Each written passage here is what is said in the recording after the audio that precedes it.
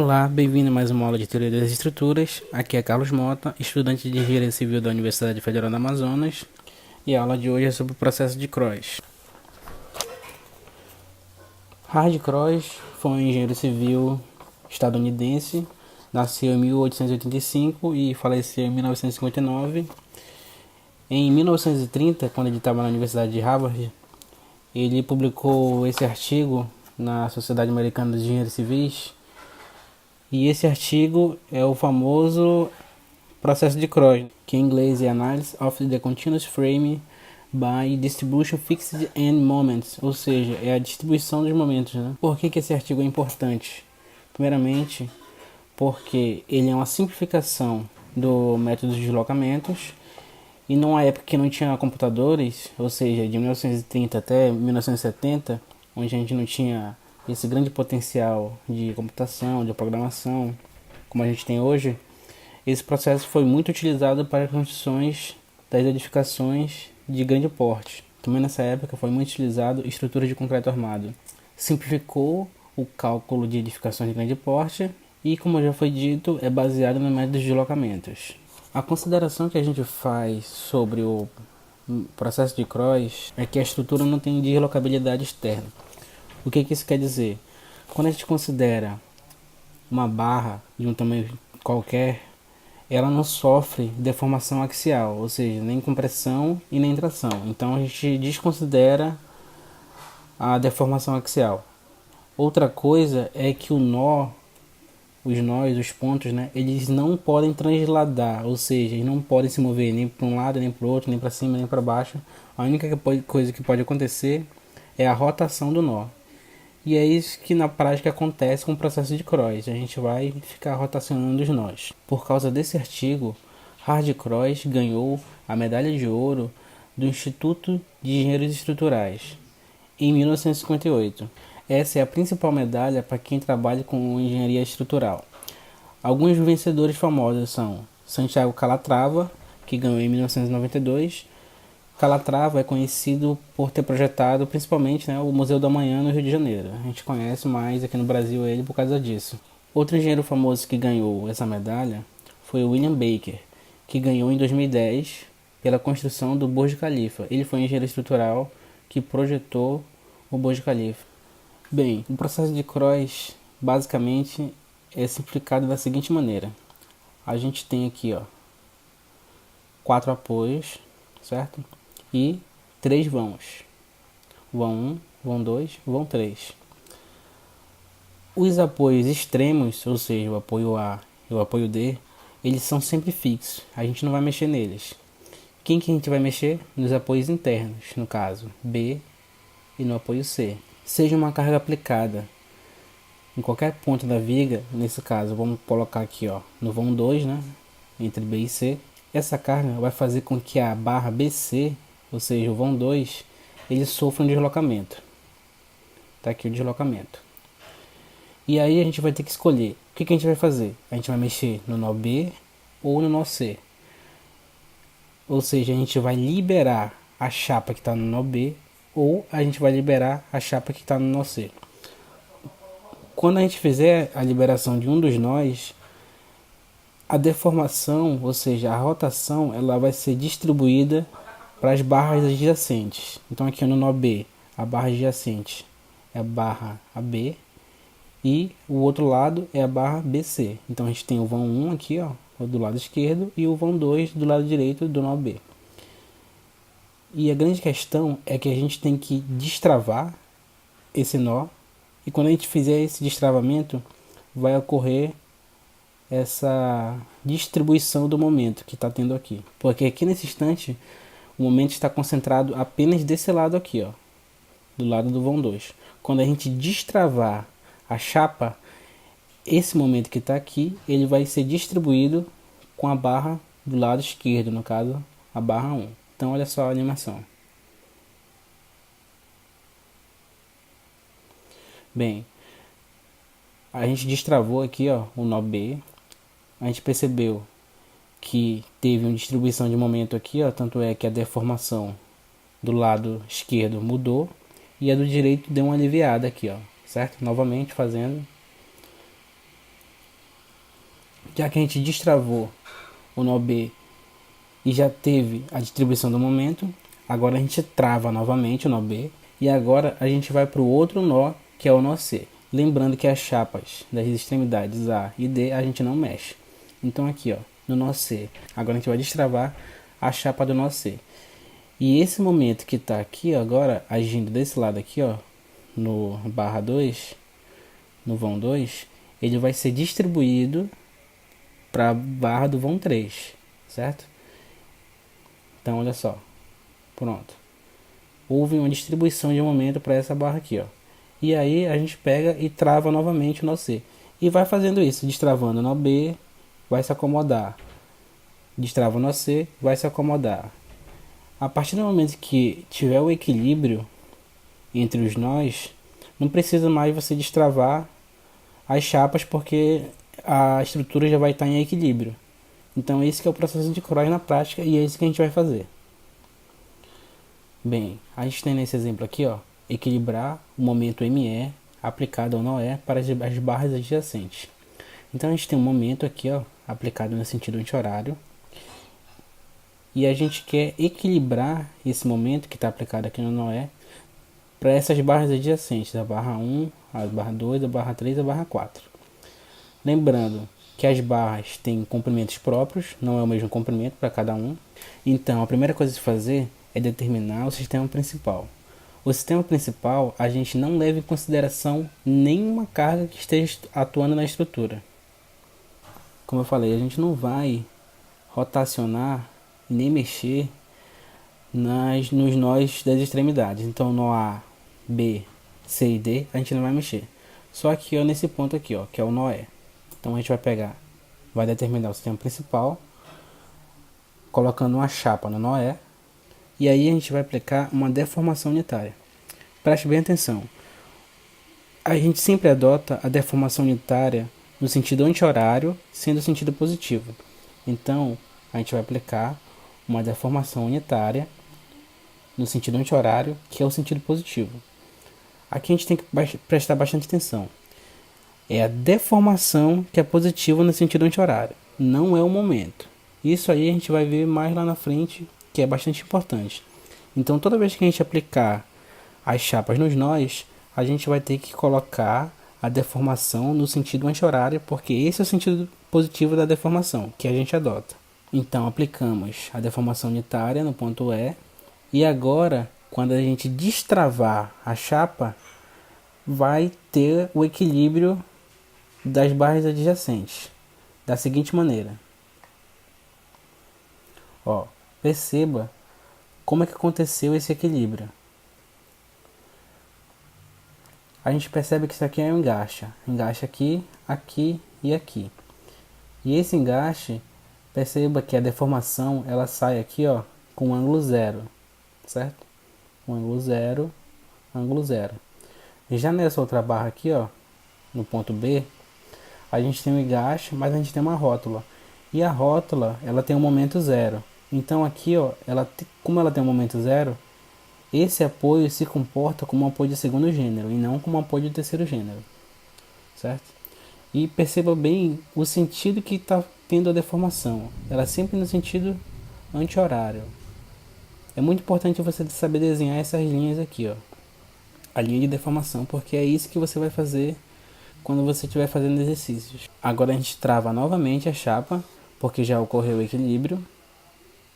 E agora a gente vai determinar os coeficientes de rigidez das barras. Cada barra tem um coeficiente de rigidez que a gente chama de K. Para fazer isso, a gente usa a tabela de deformação unitária. A gente vai analisar primeiro esse trecho aqui, ó, o trecho EB, certo? Então vamos analisar o trecho EB. Aqui no trecho EB, o que a gente percebe? Que eu estou aplicando aqui, ó, uma deformação no sentido anti-horário, que é o sentido positivo. Então o momento aqui, ó, que surge no ponto E é no sentido anti-horário. Quando a gente está estudando o processo de cross, a gente só vai ter dois casos para a gente estudar. E esses dois casos são bastante simples e é bem fácil de você aprender. Não precisa nem decorar, você vai acabar aprendendo de tanto fazer. Os dois casos são os seguintes. Quando eu tenho uma viga biengastada e quando eu tenho uma viga engastada e apoiada.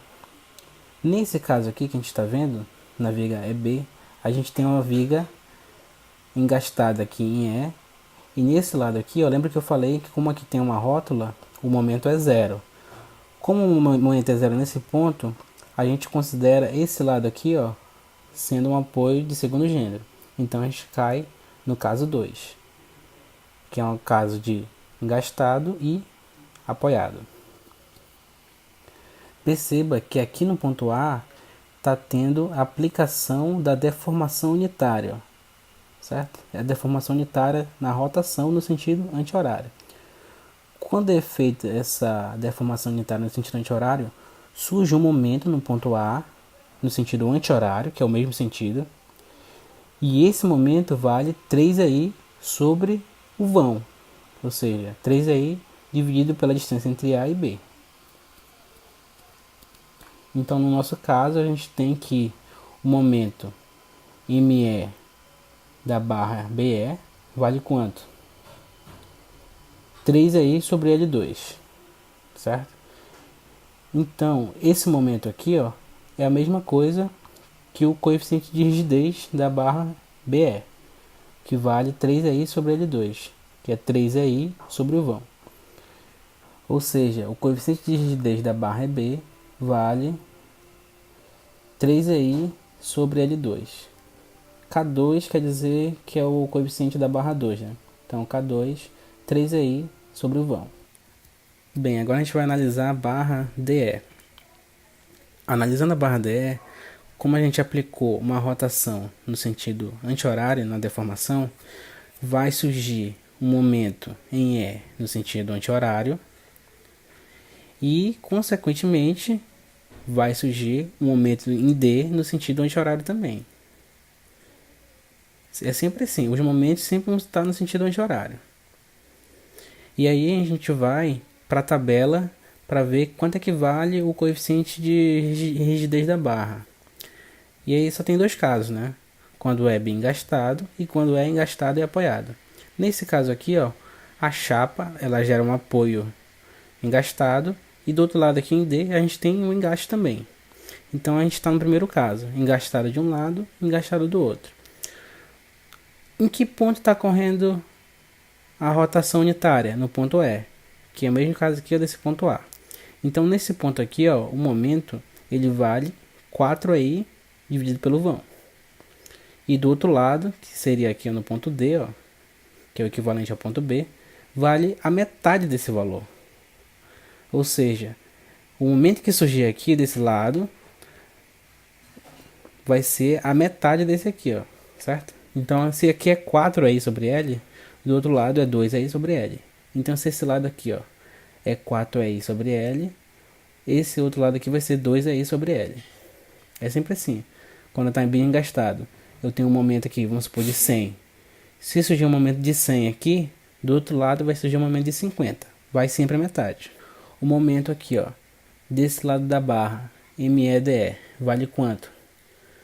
4i sobre L, que é o vão, certo? E do outro lado aqui, ó, que é o momento em D, vai valer 2i sobre o vão. 2i sobre o vão. Ou seja, a gente tem aqui, ó, o K4, que é o coeficiente de rigidez da barra 4, que vale 4i sobre L4, que é o vão 4. E o MD vale 2i sobre L4, que é a metade desse valor aqui, ó. E isso vai acontecer para todas as outras barras que são engastadas de um lado e engastada do outro. Então aqui, ó, como a chapa gera um engaste, eu tenho engaste aqui e engaste aqui. Então qual é o coeficiente de rigidez da barra 3? 4i sobre o vão, né? Então aqui, ó, 4i sobre L3. K3 vai 4i sobre L3. E quanto é que vem para cá, ó? O momento em C vai vir a metade, 2i sobre L3. Então o momento em C vale 2i sobre L3.